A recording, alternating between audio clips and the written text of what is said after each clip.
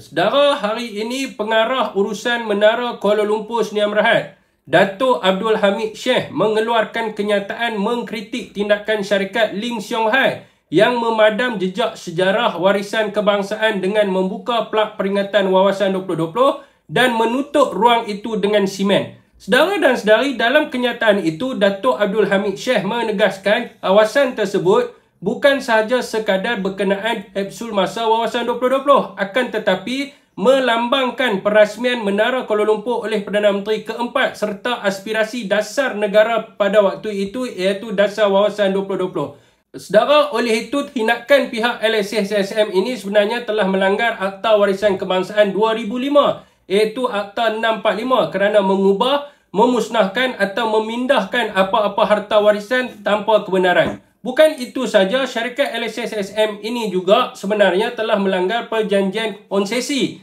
di antara pihak kerajaan dengan syarikat di bawah Akta Kontrak Kerajaan 1949, iaitu Akta 120, di mana konsesi yang diperolehi oleh LSS-SSM hanyalah untuk mengoperasi dan menyenggara Menara Kuala Lumpur, di mana sepatutnya mereka tidak boleh mengubah struktur atau bahan yang mempunyai nilai kenegaraan ataupun sejarah. Sikap yang ditunjukkan oleh LSS-SSM ini seakan-akan mereka adalah pemilik kepada Menara Kuala Lumpur dan boleh membuat apa sahaja yang mereka suka, termasuk menghilangkan jejak sejarah warisan kebangsaan. Saya nak tanya, apakah reaksi rakyat Malaysia?